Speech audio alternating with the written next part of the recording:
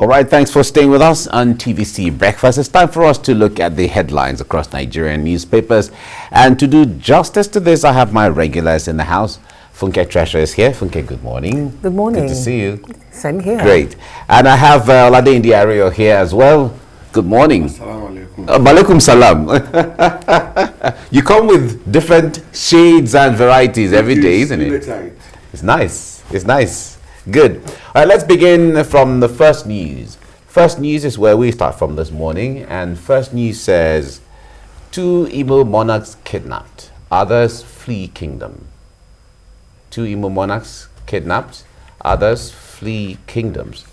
Right, recall that one of them that was kidnapped some time ago regained freedom, and then we're hearing this right now. Sad. All right, that's first news. Leadership newspaper is next, and it says controversy trails Akonde's account of Oshibajo's emergence as vice president.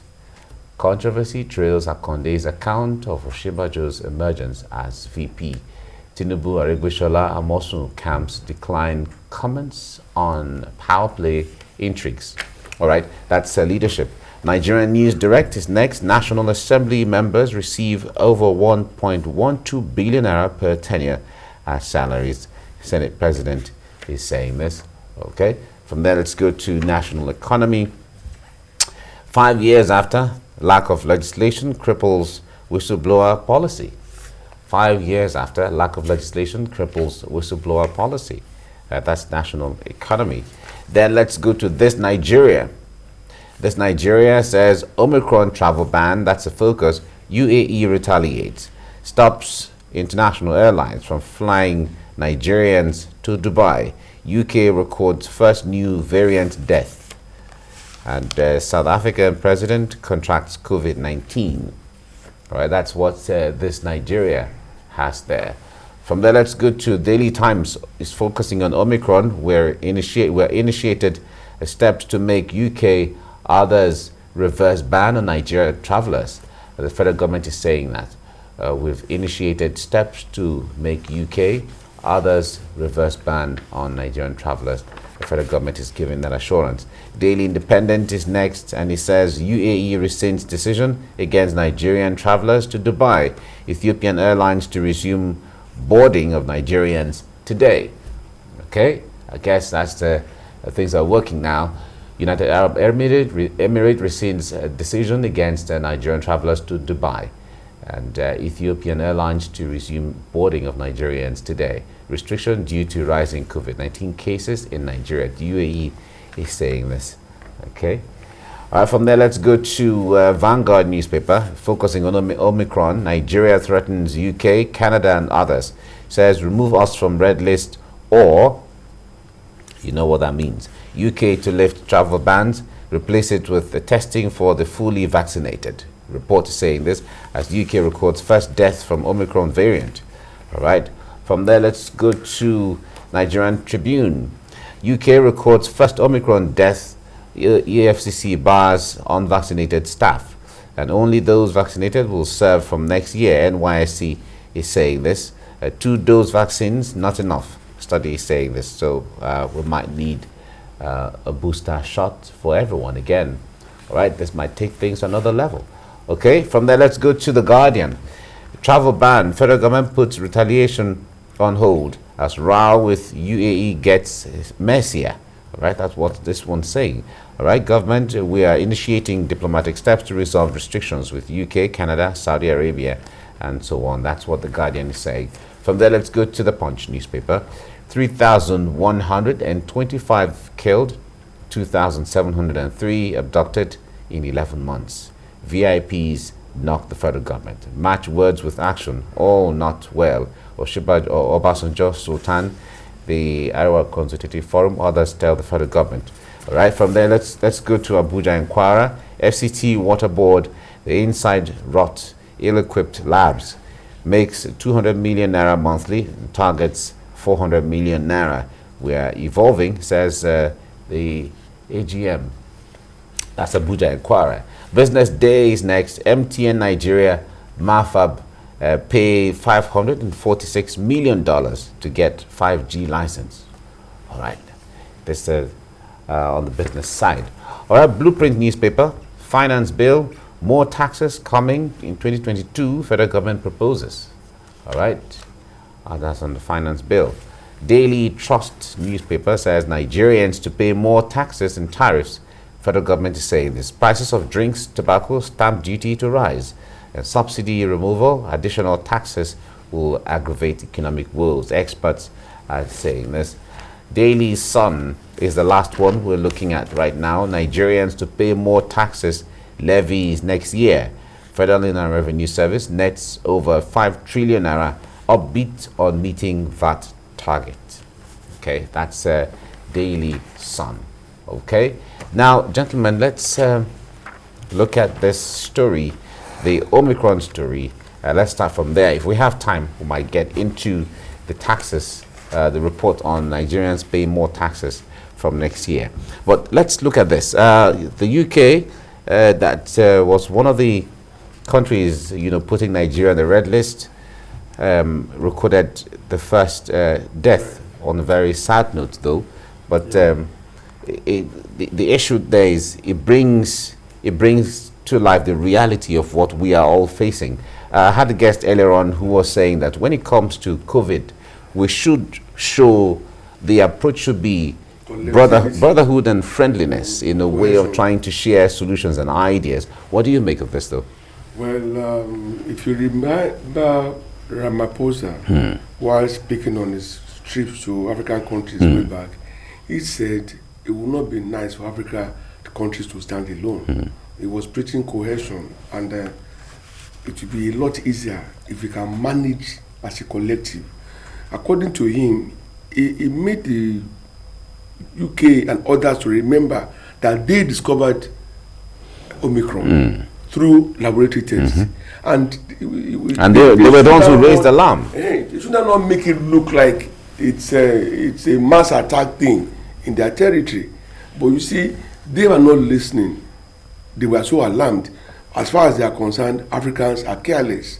We don't want them here. And that was why they went on to ban, some of the African countries that you thought were frontline states, including Nigeria.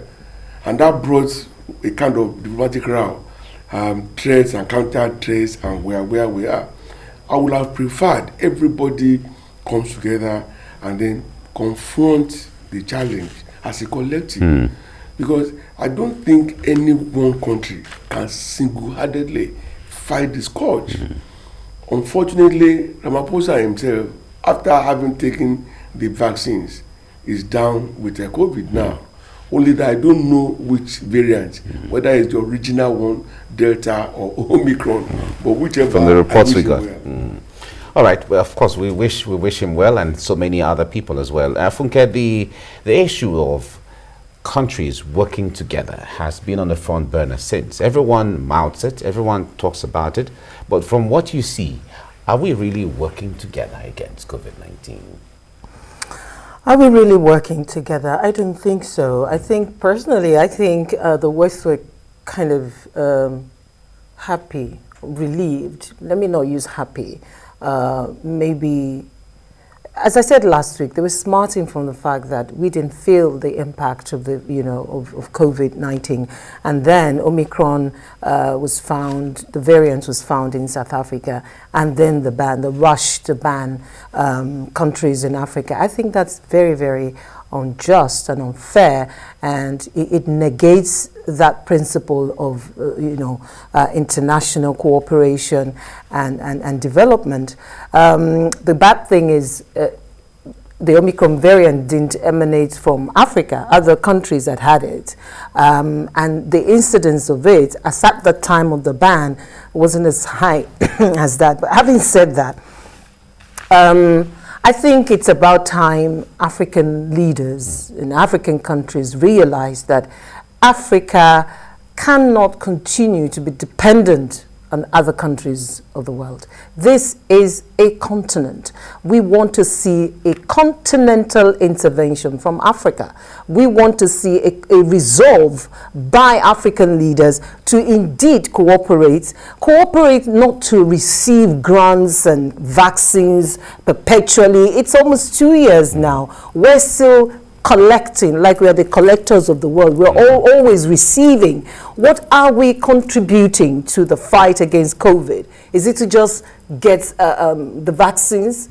What are we contributing as a continent? Look at Nigeria. Fantastic, humongous human resources. What is our contribution? Then you look at South Africa. They've done marvelously well to even discover the Omicron variant. They should be commended that they have the technology, they have the for want of what I'll call it, the presence of mind and the alertness to quickly, nip that in the bud before it spread.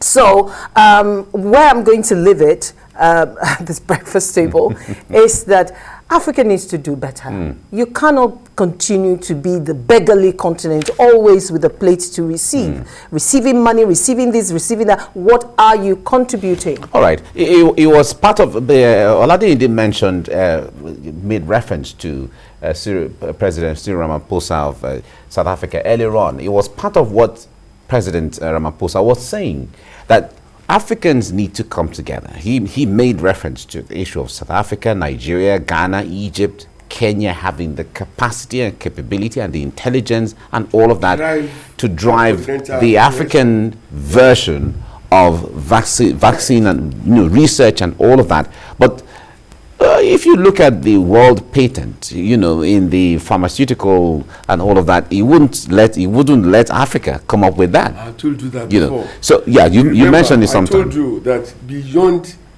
the pandemic, there is the economic aspect of it, which leaves the global giants now, okay, the Pfizers and the rest of them, not wanting any competitor to penetrate what is theirs exclusively. Unfortunately, the African leaders now, the head of government in Africa, they could not see through that game. It's taken over a year now, and we are still where we were, depending absolutely on the same, let me call them gang now, for our soccer. We should by now have gotten somewhere. If we are serious, the call is not new. That was why they started OAU, later became AU. But how effective has it been when about half of Africa is either fighting insurgency or banditry or they're at war? These are the challenges facing Africa. The earlier the leaders, those who are wielding political powers, they realize that and then they begin to tackle. Because see, Nigeria has over 1,500 unmanned borders around the entire, so meaning getting into Ghana and other places, they are very easy because of the porosity, including getting into places like Niger and every other place. Countries are not run like that. We should man our borders, but generate cohesion that will make sense, whereby if you are moving from any country to another, there's a record, you are tracked, and then you must be qualified. When I mean qualified, I mean there's no sickness, you're not carrying any epidemic now from where you are going into a new territory where things are being well managed. We can achieve that only if we come together, and that is the secret. Unfortunately, AU has been very quiet. And we'll even assume that AU is a dead meat. Okay. All right. Now, Funke, the point there is, at this time, recall that, of course, everyone is preparing for Christmas one way or the other.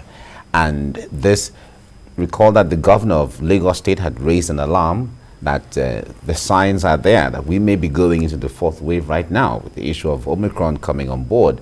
What should we be conscious and very, very concerned with right now? Well, for months now, we've prided ourselves that, yes, we live in a different climatic region, that these variants cannot survive in hot regions. So we had thought that we were immune to it, and maybe that's true scientifically in a way. But this has persisted for quite some time now, so we need, more than ever before, to begin to see personal security against the virus as important, especially at this Christmas. We're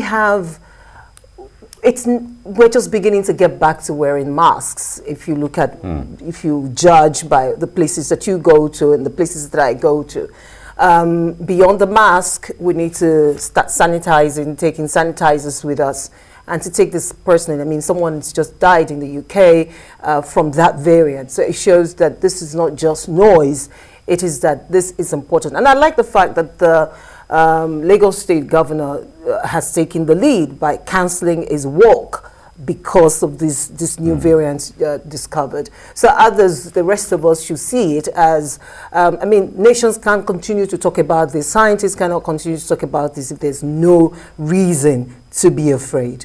So as we go around partying, we love to party, we are party people. Oh, yeah. We must realize that it's better for you to be alive and to fulfill purpose than be careless and just die. And then not just die alone, because this is infectious. So then, please don't take people along when you choose to die. Oh yeah, exactly. That's a way of showing love, one way or the other. Yeah, talk to us about the issue of Christmas too. Christmas is just around the corner in less than 2 weeks. You can see the frenzies in the air already. Yeah, but certainly there are concerns about not just COVID-19, but the Omicron.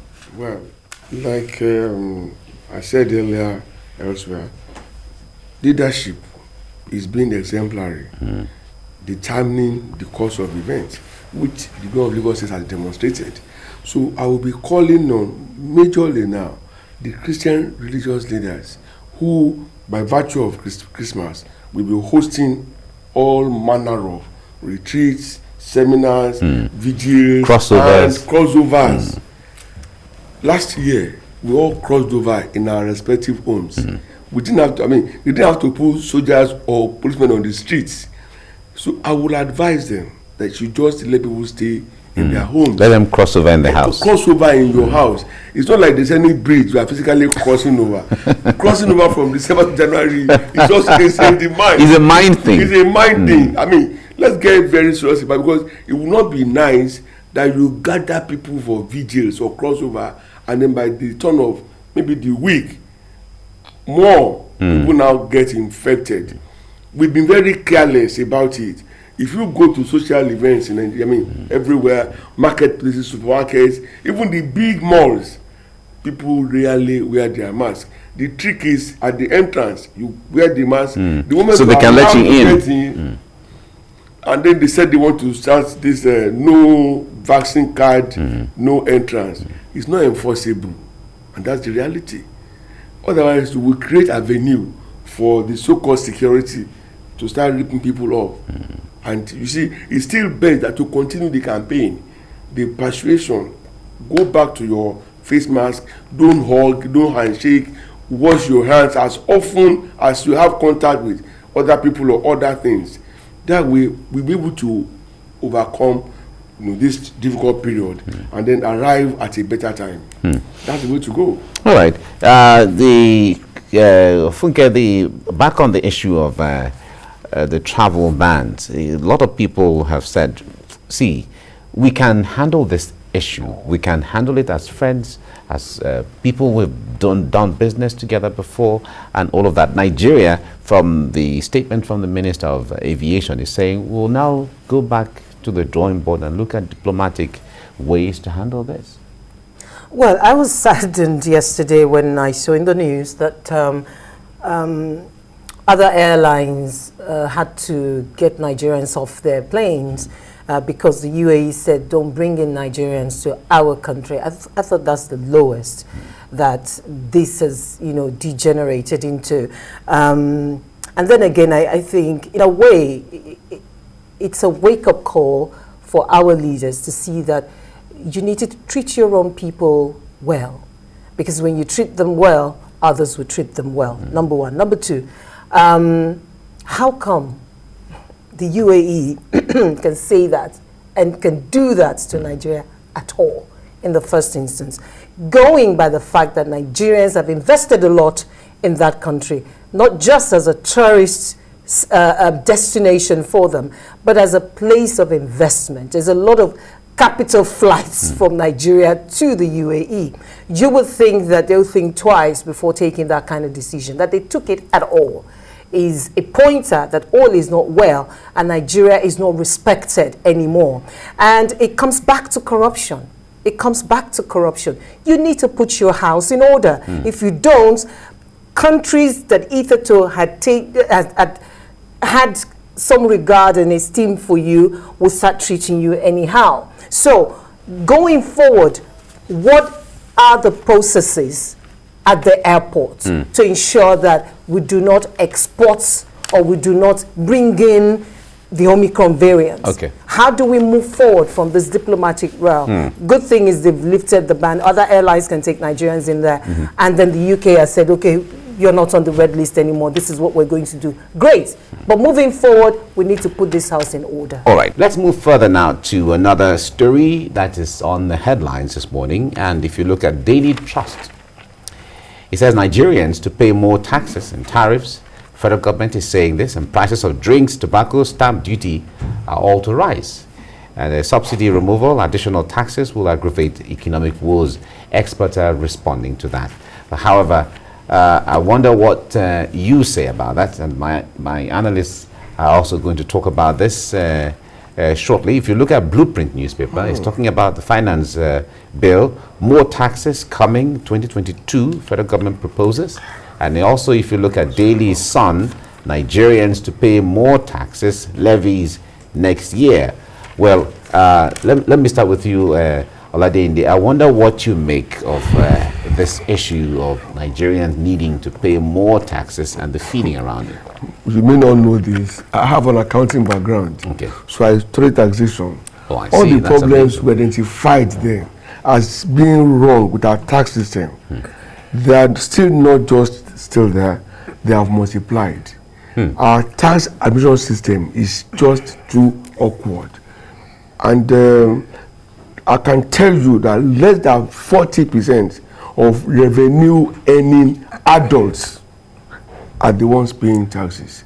So if they say they are increasing taxes, they want to over-labor the already belabored class of people. Rather, we should be looking at improving our tax collection system. A lot of people have been left out of the tax net. The tax net, who don't pay anything at all. So I will not support this, because it's the same class that already overtaxed, okay? The same working class, leaving out a lot of artisans and other SMEs who also enjoy whatever infrastructure the country is able to provide.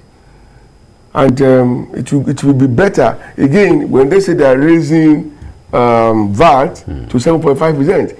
The question is, what values are people getting, even for the fact that they are paying as it is? It's not enough to say that you are picking my vehicle for not being roadworthy. The question is, are the roads vehicle worthy? So it's the same thinking. I would rather we improve. Let them call for papers or have a seminar where those who have ideas can drop them. From there, we can come up with a knowledge situation whereby we can manage our tax system better instead of just increasing taxes. It's not the way to go. Now, Funke, the argument here that generally is the issue of meeting infrastructure and doing, all of the beautiful programs that are lined up in the papers to be done.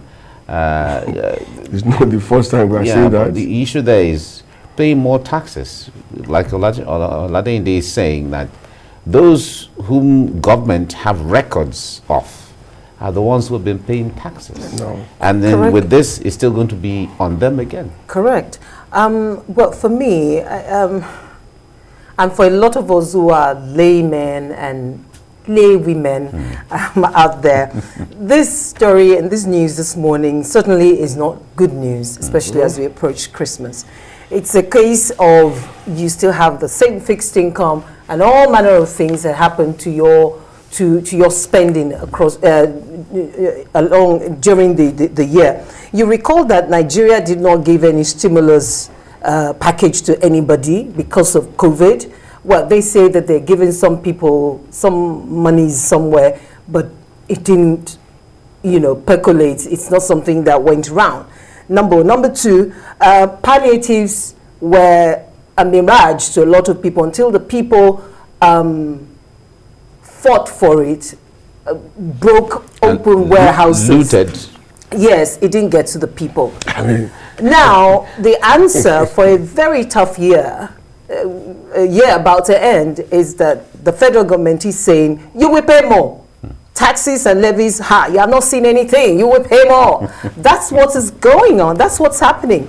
And then you look at the fact that the people have groaned, and you go to the markets now, everything is, the prices are high, you go, there's increase this way, the rent people can't afford, and then the answer, after borrowing even 2 generations from us, I don't think can pay back all the loans that Nigeria has taken. You begin to wonder, why is it so difficult? Why is managing an economy this difficult? This is not good news. Okay. The minimum wage is still 30,000 naira. Not all states are paying that. Are paying. So where do you want the people to do this? Okay. To get the money from? All right. Before we run away. Yeah, we're running away already. My conclusion is just that creative thinking is missing from all of these things. Okay. Because if people are creative, those who should reason and generate ideas about this, they will know that it's not the way to go. People are impoverished. There is mass poverty on the street.